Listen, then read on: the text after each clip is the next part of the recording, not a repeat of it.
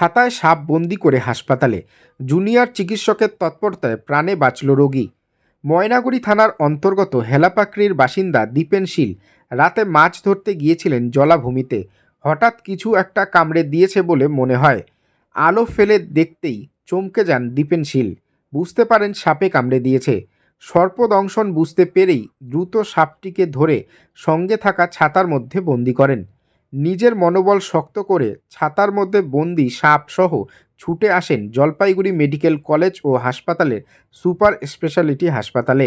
কর্তব্যরত জুনিয়র চিকিৎসক দ্রুততার সঙ্গে ক্ষতস্থান পরিষ্কার করে চিকিৎসা শুরু করায় বিপদমুক্ত হয় সাপে কাটা দীপেন শীল। খবর পেয়ে রাতেই হাসপাতালে ছুটে আসেন পরিবেশকর্মী বিশ্বজিৎ দত্ত চৌধুরী। সাপটিকে পর্যবেক্ষণ করে জানান, সাপটি জলের সাপ, স্বল্প বিষযুক্ত, তবে মৃত্যুভয় নেই মানুষের। সাপটির নাম বাংলায় অ্যানি সাপ, বৈজ্ঞানিক নাম সাইবোল্ট।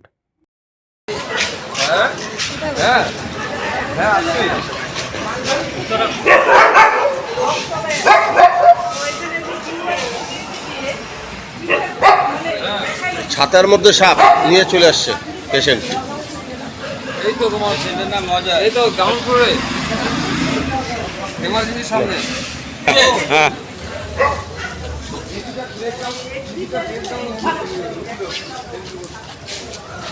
এদিকে দাঁড়াও, এদিকে দাঁড়াও, এদিকে দাঁড়াও, কাছের থেকে দাঁড়াও।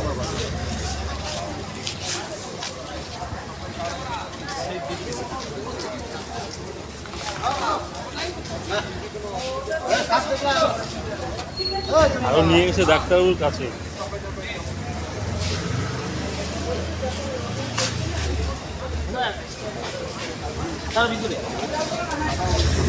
বিশ্বজিৎ কিন্তু মুখ দেখা যাচ্ছে না টুপি দিয়ে।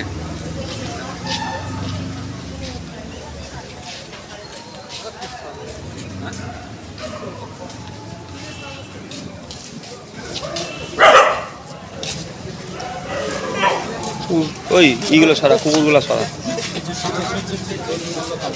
সাপ দেখলে কুকুরগুলো আবার ভুগবে।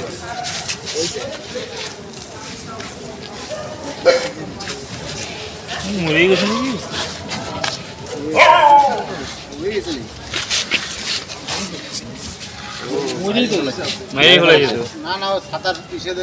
না না, বাইচে আছে, বাইচে আছে। আরে মরে গেছে, নড়তেছে, নড়তেছে, এই যে নড়তেছে। হ্যাঁ না না, আছে আছে আছে আছে আছে। আরে বিশ্বাসই তো নিতে পারো, প্লাস্টিক কাপড় দিয়ে করুন না এটা।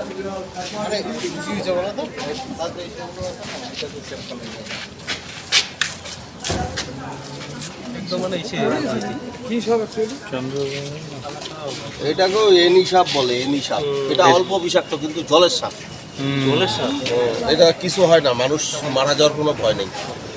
জল ভরে টাইপের না, এটা কি বলে? এনি সাপ।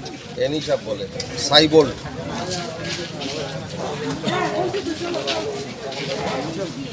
এটা কামড়ালে মানুষ মারা যাবে না। কোথায় মুখ? এই যে লেজ দেখা দিচ্ছে মুখের বডিটা তোলো, বডিটা। ঠিক আছে, ঠিক আছে, ওই লোকজন দেখায় দাও।